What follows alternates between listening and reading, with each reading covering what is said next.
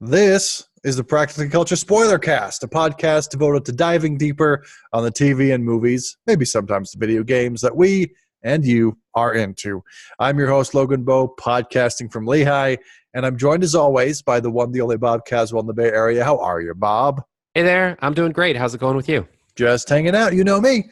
Nice. This week we spoil White Boy Rick, and we'll also talk about what we're consuming and even make a top 5 or so list by the end. If you like what you hear, look for us in the usual podcast app, practicallyculture.com, and on YouTube. We recommend you check it all out if you're into the show. We're spoiling TV, movies, probably sometimes video games. It's the Practically Culture Spoilercast. Let's rock. Oh, man, it is good to be back, Bob. We're still rolling along here with the Spoilercast. The world hasn't beaten us down yet. Before we get into spoiling, though, as always, let's chat a bit about what we are watching or playing. I'll even go first. Love it. I'm a little bit in the middle of my TV shows right now, to be quite honest. I've got to get going on the current season of Better Call Saul, which I'm liking quite a bit. I'm trying to plug through and finish the season of Star Trek Discovery. I'm into The Good Place, but that's just getting going. And Maniac, which is strange, that's for sure. I'm still in the middle of that. I'm also very happy that A Star is Born is finally in theaters this week. That's I don't know. I'm feeling like it's marking the real beginning of Oscars awards movie season. Yeah, I hear you. I feel the same way. I'm looking forward to A Star is Born and a few other movies. And as far as what I'm playing or watching right now, I'm still playing Shadow of the Tomb Raider. And I'm also just started playing Forza Horizon 4. It just came out. Time I remember fans. that as soon as you went to stories as one of the main criteria, Forza Horizon 3 was one of your favorite video games. So you must be looking forward to this. I'm never going to live that down. So for those who aren't keeping score at home, Forza Horizon 3 was like my game of the year a couple years back, and it's the same year-ish when I was also making a point of stories in games are really important, and it doesn't really have a story, but it was still like the best game. It was so fun. That's fine. So then I threw out my whole review system for games because I don't know what I'm doing there. But as far as games that are fun, it is super fun. Awesome. Well, ready to get to this? Yeah, let's do it. White Boy Rick. And I'm just going to use the same spoilery synopsis because who cares if we spoil it this time as I did for the main show. But here we go. The story of teenager Rick Wersha Jr., who became an undercover informant for the FBI during the 1980s and was ultimately arrested for drug trafficking and sentenced to life in prison. Starring Richie Merritt and Matthew McCaonaughey. Directed by Ian Demange, who we've already talked about. He did 71, but we don't know 71 very well. Written by Andy Weiss and Logan and Noah Miller. Between the three of them, they've done Middlemen, Sweetwater, and Touching Home. But again, we don't know those either. So this is our reference point for all these behind-the-camera people. What did you think, Bob? You know, I liked it. I was a little confused, but I liked it. Some words that come to mind are gritty, intriguing, depressing, dark. I want to say even like maybe emotional. All right. I really wanted more of the story that I wanted, more so than the story the movie was telling me, especially when we get to the end, which now we can talk about it freely on a spoiler cast. As soon as I found out that like, oh, that's what this movie's about. Oh, now I want to go back and rewatch and fill in some of the details. But that's not how life works. There's no movie I have to read up on it if I want to know what really happened. Because this is one of those based on a true story where the story's crazier than fiction type of stories. But then the movie sort of squandered its opportunity, even though I still want to say I liked it. Maybe if it were a video game and you could choose different side quests, it would have been a better format for this, huh? Yeah, there you go. Where you like pick things up off the ground and you like read missing journal entries from somebody's notebook. Or that would have been helpful. I'm going to say I liked it fine, I guess. That's a little more nuanced than you said you liked it. Okay. But it's nothing really to crow about in my opinion. There were a lot of solid elements, a few good scenes, some decent acting. The premise is nuts, as you say. but there's just a lot missing in terms of character and story. Mm. And I guess that's sort of the same thing you're getting at. Um, I think it had a hard time figuring out what story it was trying to tell. So it tells multiple stories and it gives short shrift to all of them. Mm. Maybe there's a half decent movie really, trying to get out of here. But it's not the movie we got. Yeah, I think that's fair to say. So what do you think? Should we walk through it and explain why, or make it so people don't need to see it? They can just listen to this, right? That's right. It's one of the things we try to do. Yeah. So I think a fairly linear approach. Because partly as I was going through the plot to prepare for this, it just reminded me of a lot of, or certainly several places where I just had questions like, wait, why did that happen? Or why did they show us that? And so if we just sort of walk through it step by step and we bring those up, I think that's as good a way to go as any, yeah? Yeah, that makes sense to me too. All right. So we meet Ricky, I guess, I don't know. It's white boy Rick, but it seems like they call him Ricky as much as anything. I guess his dad calls him Ricky. But his dad is also named Rick, so it gets a little tricky to know how to call him. So I'm going to mostly call white boy Ricky. Okay, I'll sure. call his dad Rick Sr. Hopefully that helps. But we meet him at 14, and he knows enough to help his dad hustle some AKs from a gun dealer who's trying to, what is it? He's trying to pass off Egyptian AKs as Russian AKs, which I guess is an important distinction. I don't know for the cool factor. I don't know if they work better or whatever, but they use that, and they also turn the fact that he almost sold them to a 14-year-old. I guess that was important to get a really good deal on those Egyptian AKs, and that's sort of how we meet Rick. Yeah, so this is the first scene Ricky, where things are incomplete because I don't understand this world, but so I have like all sorts of questions that the movie sort of just assumes that I get. Like, so why is this guy selling guns at a gun show responsible for knowing the age of the persons he's interacting with just to like talk to them? Because they threatened him like, well, as soon as we turn you in for, talking to this 14-year-old boy, and it's like, wait, what did I do wrong? Like, I don't understand the law that was broken here. Yeah, it seems like even a police sting operation would like, okay, you sell to me, I hand you the money. Oh, now you just made a sale. Now I'm arresting you. But they didn't go with that part before they started threatening him. Yeah, but then the hustling worked, even though illogically, because we don't understand how that was a thing, because they got really good deals and got like a 2-for-1 deal because this guy had to save his skin, again, for no reason that was really explained. Yeah, it didn't quite make sense to me either. So we also have a good scene in there. I mentioned on the main show, but when they come home, the daughter, Rick Sr.'s daughter, Dawn, Ricky's sister, is in the house with a man.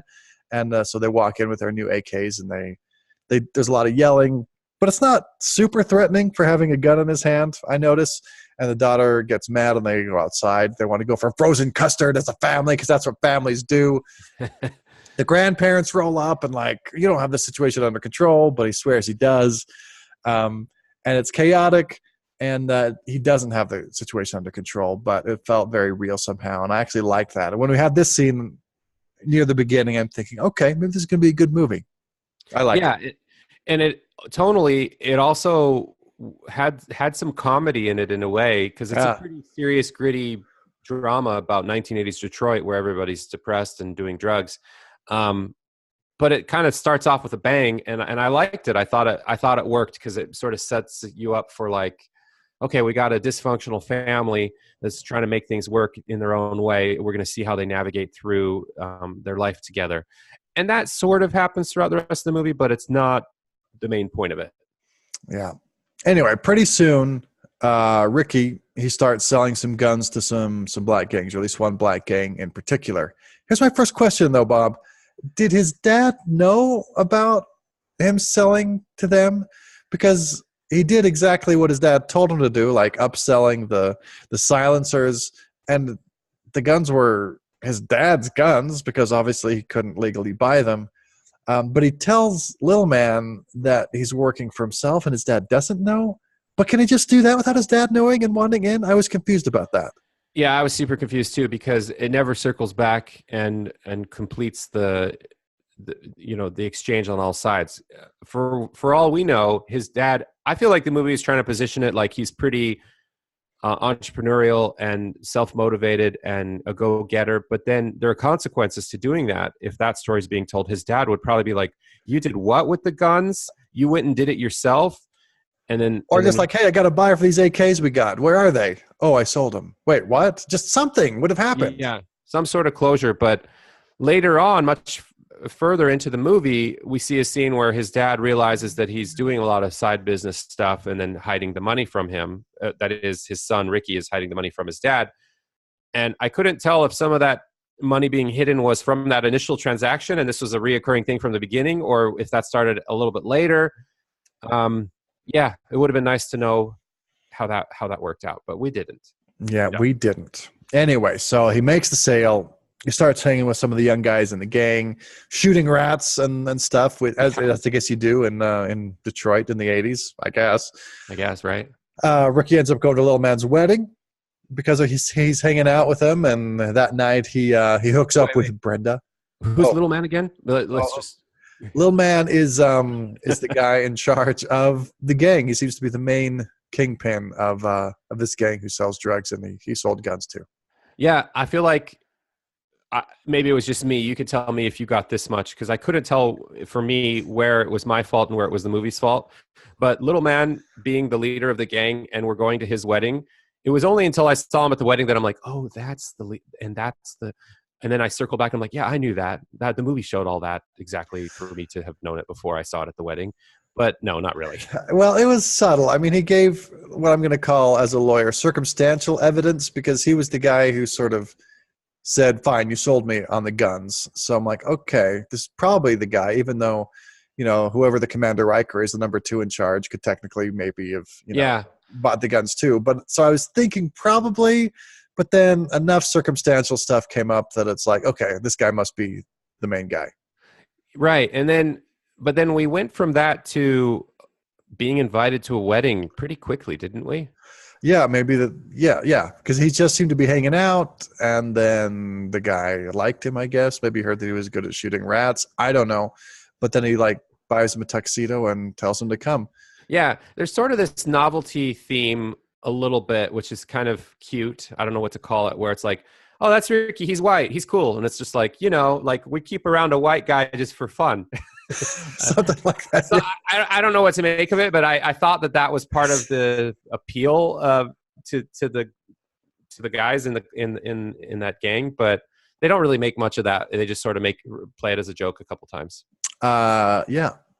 Anyway, he he goes to the wedding, and on his way back, they meet some girls. One girl who goes to school with Ricky, and then he puts some moves on her, and they hook up. Yep. Which I guess has implications in the rest of the movie, but we'll get to that soon. Also, meanwhile, FBI agents are always trying to pressure Rick Sr. into flipping on his gun clients, which he doesn't do. But they do manage to get to Ricky. When they're at his house, they show him some pictures, and he does a mostly kind of sort of good job at acting like he doesn't know what's going on. But they come to him later, and they tell him they can get his dad if Ricky doesn't cooperate, and he buys it, I guess. Yeah. So they have him go buy some cocaine from one of Little Man's houses, just as though he's a regular customer off the street. Yeah, and again, this was all very fast forwarded, because when they show him as a kid that's peeking up around the corner from the top of the stairs, it's okay, son, you come down, you can talk to the adults. And then he's like, oh, I think in this picture I might know this person. And it just felt like he's dead, or whatever he said about him. Yeah, it felt like there was a lot of time elapsed on the one hand between this scene of a child being involved in grown-up stuff, and then on the other hand, when he gets into the car with the FBI agents later, I feel like it's the next day, but it's 2 years later from the personality of the two different boys. But it's probably only, I don't know, realistically, was it a couple weeks later? It doesn't really matter. But the point being is, it was still in the present, and he seemed to be a totally different kid once he was by himself without his dad. That's true. It's a lot bolder, gives him lip, had problem with authority, all that sort of stuff. Whereas he was pretty timid at first. Exactly. But he does it. He starts working with him pretty soon in order to keep up the front of him actually buying the drugs. They show Ricky how to process the stuff into crack and sell it, and they let him keep the money. Here's my next question. What the fuck? That's some shady shit to do with a 15-year-old. And also, what were the feds even getting out of it? We see the movie mostly from Ricky's point of view and not from theirs, but it just leaves me with a ton of questions why they wanted to do that and why they felt like they could just facilitate a 15-year-old making and selling and profiting from drugs. I mean, it was the 80s, Logan. So, I mean, that's what I use to explain half of this, I guess. But we were alive in the 80s. How come that never happened to us? No, yeah. Well, I guess Detroit is that much different. I had similar thoughts, especially they're going to let him keep the money. Just a lot of shadiness. And it felt like it was a means to an end sort of ploy. Like there's some really bad people. And then there's this whole side story that's tied in here just at the beginning, which is the mayor is somehow corrupted, and this is all going to lead to a big showdown where a bunch of corruption and dirty cops and gangs, and just we're going to put a lot of bad people away, and it's all because of this 14-year-old kid who, sure, he can keep the profits from his drugs, and that's not a big deal. But it did feel like. So were these the dirty cops? I just couldn't, because we didn't actually see any dirty cops. No, we only saw them walking out in handcuffs on the news. Yeah, well, yeah. Even like, yeah. No, I felt like, which is kind of ironic, right? Because it's clear to anybody in 2018 that what these FBI agents were doing was pretty dirty by most standards. So whatever dirty cops they were busting who were worse than that, I mean, again, there was this sort of righteous zeal of them being FBI, and I'm reading into this, but I just feel like the war on drugs was such a big deal back then in this way where, you know, these little indiscretions by their standards aren't that bad and are necessary in order to get the real bad guys who are profiting from the drugs, the dirty cops, meanwhile, let this kid profit from it, and that's not the same thing at all, which is, now that I'm saying it out loud, it's like, wait, what? No, that's weird. Yeah, a lot of wait, what? I mean, that if I were to redo my mini review, it would just be wait, what? I think that's it's a nice, concise, pithy way of saying it. Yeah, yeah. Anyway, so as this is going on, Lil Man, he gets wind of Ricky selling, and then he just tells him not to go to the house. As he's sort of impressed at his entrepreneurial spirit, but he's like, we got to do this the right way. Okay, here's my next question. Did Ricky end up dealing directly with Lil Man at this point? And was that something the feds wanted him to do? Were they cool with that? Because I don't think the feds knew that he actually knew Lil Man to the extent he did. And certainly Lil Man didn't know that he was working with the feds. But that just caused no ripples when that conversation happened? Yeah, I was confused too. I didn't know if he just was switching, you know, business plans here, or and did the feds know that he was going to do this? Or also, yeah, now that I'm talking through this movie, we don't get that much emotional disturbance from Ricky himself. He sort of just keeps rolling with it, like, oh, okay, I got to do this, all right, that's fine. And he just has his gun and his 14-year-old chill face the whole time. Yeah, it was unclear for me as well. Okay. And then I guess they're buds enough that Ricky goes with Lil Man to Vegas, where the main thing that happens is someone apparently told Lil Man that he was going to hook him up, but he makes a chump out of him because he goes to the will call for the fight and to get tickets. And he's like, nope, we don't have any. So Lil Man gets pissed and he beats the crap out of this guy at the after party. But then he doesn't really seem to suffer any consequences for it. I guess in Vegas, you can just beat the crap out of someone and then go fly home on the plane, even though there's like hundreds of witnesses. And it was pretty intense ass whooping. Yeah, and we did get some reactions from Ricky here, who felt like, oh, things are getting out of hand. I don't know if I like what I'm getting into. But then it just sort of moves on from this plot point. It doesn't seem to go anywhere. It's just like, oh, we're done with Vegas. Well, I guess it does seem to go somewhere because it facilitates the next plot point, which is a shooting. But as its own piece of the story, it just felt underplayed a little bit, even though it was super intense in the moment. Yeah, I mean, I guess and why they showed it to us is that Ricky meets Art Derrick, who I guess runs a lot of the drug supply up through Miami, which will come into play later. Yeah. But yeah, as you say, when Little Man gets back to Detroit, he wasn't done retaliating. So he has some guys shoot up the house of the guy who gave him the false information and ended up chumping him. But that guy wasn't home, but his 2 kids were, and one of them ends up getting shot and dying. So what it does do is it makes AK-47s become the subject of public and police outrage, which has ripple effects back to Rick Sr. because he's like, crap, I got a ton of AK-47s. I don't want people sniffing around. So he has to go and ditch his. And I don't know if he sold them or buried them or whatever he did, but he did something. Or just had his son sell them because his son's pretty good at that, but no. Yeah, but at the same time, Little Man apparently thinks something about Ricky. I didn't really get any reason or justification that Little Man would think this, but he apparently tells Nug to go shoot him, which Nug does. Yeah. But why? Why did they think that? What connection did Ricky have to anything at this point? I don't know. Well, Little Man thought, at least. Yeah, I feel like the whole shooting kids thing made it so that there was a lot of scrutiny, and Little Man was getting a lot of pressure from all sides, and realized that was a mistake. And then he was kind of looking. I don't know. Somehow, I don't know how that was connected to like there's a rat among us, or there's an informant. But I remember hearing things of that nature, and then not really connecting the dots. But I feel like he was just jittery, and he was looking for people that were causing problems, and he thought that Ricky might be one of them. But again, nothing to suggest what that was or what the connection was. Just a jittery person who just got done accidentally killing a kid with an AK-47, and this is how he wanted to react. So I don't know. I'm coming up blank. Yeah, I was confused about that. But in any case, well, so when he was recuperating in the hospital, one of the FBI agents comes to him and says, "Hey, don't worry, no one's going to find out anything because we were able to use different information, and we're going to put Little Man away." But isn't the whole point, the reason he got shot is because Little Man did think something already? I don't know. I was super confused.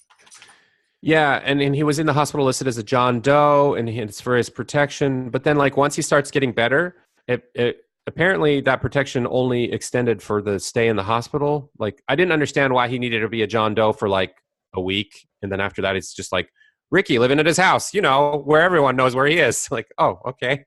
Because obviously someone in the organization would know that the hit didn't go through and would want to finish the job, I would think. I would think, but then at the same time, and like get my timeline straight, did Little Man get thrown in jail while Ricky was still in the hospital under John Doe? Maybe that's why. Well, he was arrested. He probably still had the trial to go through and stuff like that. Oh, okay. I get the impression that the movie made it about Little Man having bigger problems to deal with, and that being the reason why Ricky was, I guess, safe once out of the hospital.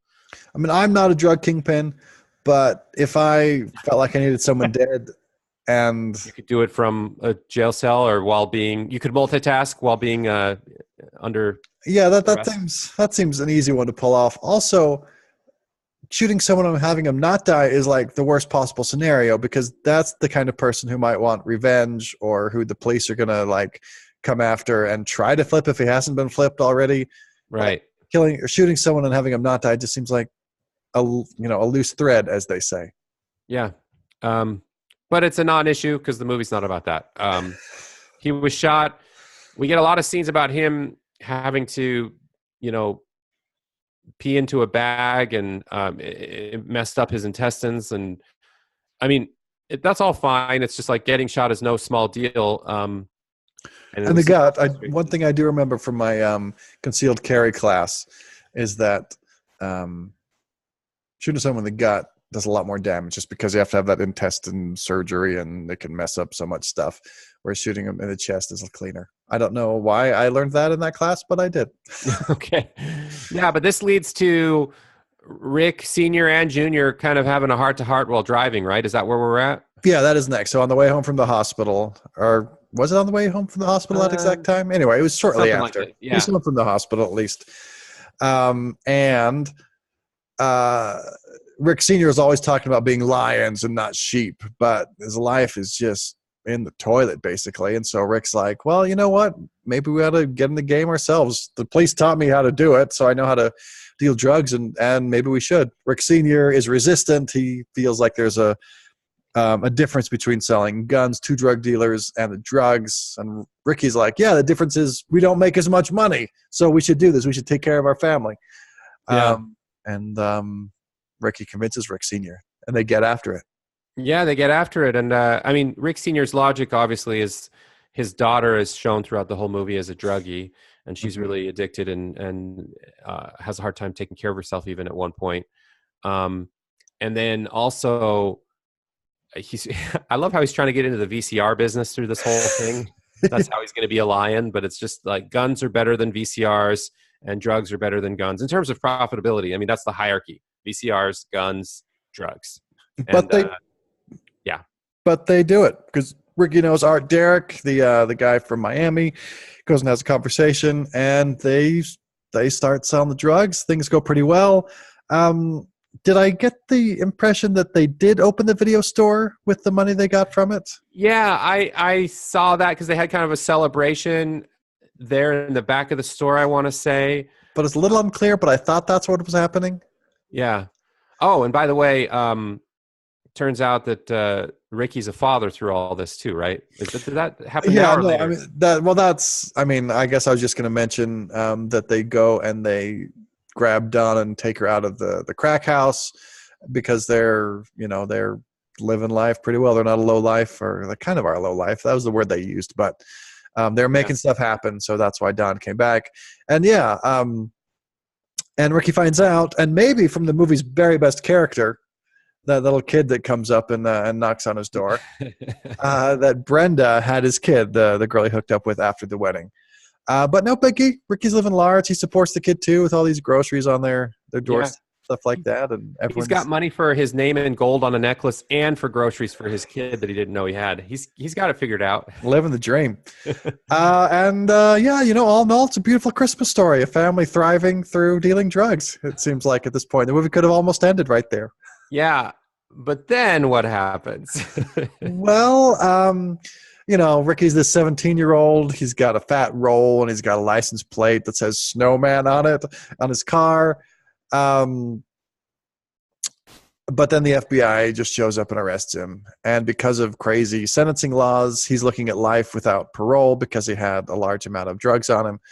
So what the feds do is they say they'll do what they can. They'll talk to the judge if he helps organize a huge deal that they can raid and put a lot of other people in jail. Yeah. So he does because his dad really thinks he should. Seems like the best deal they have. And it goes down. Everyone gets arrested, including these dirty cops that we've been hearing about but never seeing. And I still feel like these dirty cops were just a part of the movie that I wish I knew more about. But apparently they get him. And for some bizarre reason, they mentioned his name on TV. And I thought that was going to be a huge deal, even though it didn't actually end up mattering at all. Yeah, you're right. It was kind of like a shock, but then we just fast forward and it's not a big deal. Also, I just want to rewind slightly. Right before the FBI break up this party, and because Dawn is getting better and isn't on drugs as much or at all, from what we can tell. Her dad's watching her from the other side of the street as she's visiting with the grandparents. And Ricky and his dad have this conversation on the porch, which is like, let's not get greedy. We don't need much more than what we already have, and then let's go away. And they had this kind of philosophical discussion of like, why are we still in Detroit? And I almost get the impression that the movie, I'm not sure what it was trying to say right at that scene, because it was right before the FBI sort of came in and ruined the party and took over. Mm-hmm. But it made me think like, do they think they really could have taken some savings, taken the family and moved to, Portland or somewhere random that's just far away and start over? Or were they just saying that because that's just daydreaming? Like the movie, I want to say that it made it feel like they had a missed opportunity, and if they would have only left on time. But then again, I'm like, but is that really a thing you can do as a drug dealer with Snowman as your license plate? I don't know. Yeah, well, if I were advising them, Okay. I would have thought maybe lose the license, but of course they moved to another state. They have to get their car registered in the other state and blah blah blah, and just don't choose that one, I guess. I bet it could have been somewhat possible, not entirely without risk, but I mean, the FBI agents who he knew were trying to work on cases there in Michigan, and I guess they technically could have gone out and found him in Portland or whatever hypothetical city, Right. but they just had other stuff to do, and then he wasn't committing any state crimes in Oregon, so they might have had a chance, I guess. Okay. I just noticed that I felt bad because I was like, oh man, you didn't get out in time. I wonder how much money you had and you were missing. I was almost rooting for them at this point. Not really, really, but I was curious. And I didn't know what really happened. I watched this movie without knowing the ending. So in real life. So anyway, so we can go back to where we were. Yeah, well, I mean, we're getting pretty close to the end. Ricky does what he has to do, but they sentence him to life without parole based on those harsh sentencing laws. And it's like, wait, what? We did our job. You're supposed to do yours. And Rick Sr., he goes to the FBI people and is like, what the hell? How come this didn't work? And they're just like, hey, we didn't make any promises because we couldn't make any promises. They act like they kind of tried, but it didn't really seem like they tried that hard.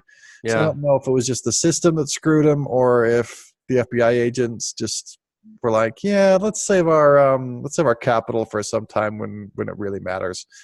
But at 17, he was sentenced to life in prison without parole, and people were pissed off about it, but there didn't seem to be anything that could be done. Yeah. And then I guess, I mean, again, me watching the movie, not knowing how it's going to end, I was expecting, Rick Sr. to do something dramatic or some sort of showdown, but it sort of it goes out with a fizzle as it does in real life, I guess. He just goes to jail, and then I guess the final scene is Rick Sr. talking to his son through the glass and saying that we're still Lions and we're still going to make a big something out of this, and then Ricky's just like kind of doing I don't know, Dad, I'm in jail now. I don't know what we're going to do. And then as the credits go, or at least the cards at the end that give some information to say, yep, he's in jail he had the record of longest person in jail in Michigan or something. Yeah, and for nonviolent offense, he's been in jail longer than anybody else. And then it says that his dad died in 2014. His grandparents died much before that, I guess. And he's kept in touch with his daughter. And they didn't, again, in this movie's form, they didn't really explain how, but he finally got out in 2017. I guess something was overturned, or because I thought the whole thing of not having parole as an option would make that not possible. But yeah, something changed, but they really didn't tell us. And then they have like an audio recording of him saying basically that people didn't think he should be in jail, but he's grateful that he has his family and his freedom now, and that's all that matters now, or something along those lines. And I really liked it. It worked for me. I thought the audio at the end was one of the highlights of the movie, because just the way, after having seen this story and then hearing him talk in real life about how he's got everything he needs in life and he's just grateful. I don't know. That was a touching message for me. I thought that really went a long way to help me look past some of these shortcomings that we've been covering. It was nice. Prison hadn't ruined him, I guess. But he's also in like solitary, I guess. I didn't understand that either. That wasn't explained, but there was a scene where that was part of what was happening to him. Very confusing. I don't know if it was for his protection, because it was found out that he was an FBI informant, so maybe people would have wanted to kill him in jail, or I don't know. But that would even be hard, just to be in solitary confinement for however many years, 30 years or whatever. Yeah, jeez. Anyway, so that's the movie. I mean, for me, the end audio was nice, but it just the short prison part just left me with even more questions still. And just wait, what was just sort of the theme for me as I watched this movie. Even though there's some good parts, some good elements, it didn't really come together for me. I hear you.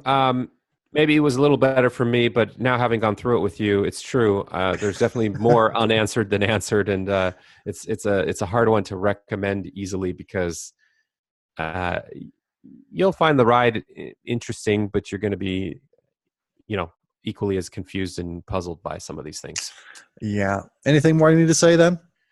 I think that's it. White Boy Rick, see it if you want, but you don't need to because you just listen to this. That's right. We're there for you. Okay, let's get to our top 5-ish list this time. And what I'm going to propose is 80s period piece movies. Dun, dun, dun, dun. Ooh, this will be fun. All right. And it's definitive, right? These are the best ones ever. That's right. All our lists are definitive. By any standard. Objectively true. Okay. Yeah.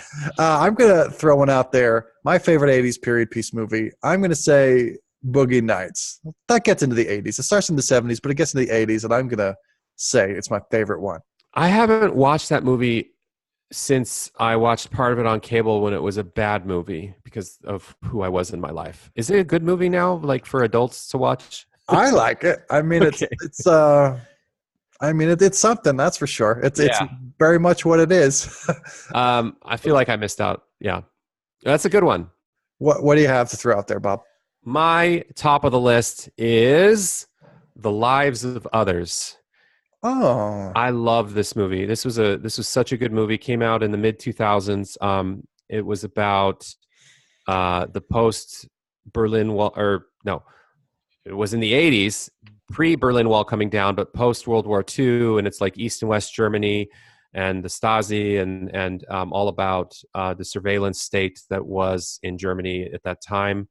Super interesting story, super good performances, and the 80s set pieces were brilliant. very European and very East German, which is just a different sort of thing than you think of the 80s than certainly Boogie Nights. That's a very different 80s experience. Yeah, I still remember this movie, and I only saw it the one time. I've been thinking about revisiting it, but it was impactful. It left an impact on me, and I feel like I'm doing a mini review. It's an easy recommend. Let me just say that. That's a good one. That was third on my list, but you snatched it up. Oh, cool. So the next one for me is The Wolf of Wall Street. Oh, I like that movie a lot. That's my third. I like that movie a lot too. What is there to say about that movie? It's just crazy that's what it Leonardo DiCaprio, Martin Scorsese directing, kind of showing how that character did his thing as a up and coming rising star in the stock market world. I think it was big in Jonah Hill's career too. Becoming who we know and love today, even though if you look back at Superbad, it's like, who would have ever thought? But Wolf of Wall Street was pretty big for Jonah Hill too. Seriously, yeah. Good movie. So does that mean I'm just doing the rest of mine?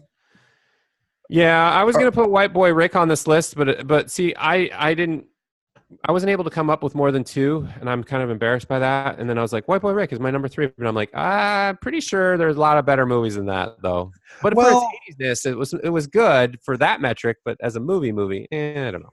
The others I like more than White Boy Rick, but I don't know if you're going to be – I mean, because the first 3 we've done are like all-time classic. Yeah. Totally. But then I'm going to go with American Hustle next. I like David O. Russell. I like this movie. A lot of people didn't, but I liked American Hustle.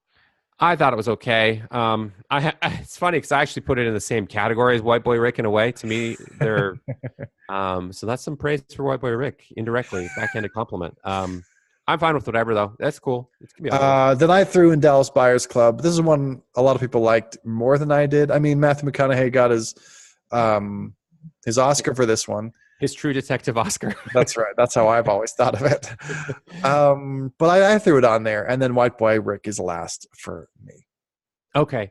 That's a great list, actually. I would say The Lives of Others, The Wolf of Wall Street, and then Boogie Nights below them because I haven't seen it in a way that I can elevate it as high as you did. But I don't know if you feel comfortable with a double down of your top, Well, it is tricky because Lives of Others and Wolf of Wall Street sort of tie for 2.5 place because they each got a 2 and a 3. And I guess Boogie Nights got 1 first place vote and 1 did not place low vote. So how does that factor in? Whatever. I'll put it as 3. I can live with it, I guess. There's a machine. You just put it in, and then that's science, and we get a list. I thought. That's right. Well, I don't like to admit that what we're doing isn't science here, Bob. This is very objective and definitive. That's perfect. So here's what we're gonna do. Okay. We're gonna do the definitive top 5-ish 80s period piece movies list. Got 1, it. The Lives of Others. 2, Wolf of Wall Street. 3, Boogie Nights. 4, American Hustle. 5, Dallas Buyers Club. 6, White Boy Rick. Yeah? Nailed it. Love it. It's perfect. All right. So before we go, let's talk about what we're going to spoil next week. Oh, yeah. I think we are definitely going to spoil A Star is Born. Finally, we get to see Bradley Cooper's directorial debut with Lady Gaga and this whole story of a talent rising up and another talent falling down. Love and drama, drama and love. We're going to review it, spoil it, and tell you what you need to know. Wow, that's quite the pitch if you just pulled that out of your ass. I love it. I did, actually. I don't know why I'm so excited, but I'm ready for this. All right, I'm into it. And well, there you go. What did we just watch? White Boy Rick, spoiled. And if you listened without watching it first, we hope you can now fake it fairly well in whatever social situations you may need to. And that is this episode of the Practically Culture Spoilercast. Join us next week as we spoil A Star is Born. And we have the usual top 5-ish list, and we chat about what we're watching. You can find more from us at practicallyculture.com and on YouTube and in your favorite podcast app. Like us on Facebook, follow us on Twitter. I'm at Logan Bo, Bob's at Bob Caswell. Send us a message, ask us a question, let us know how you like the show. Come back and get your pop culture spoiled. Thanks for rocking with us. Have a good one.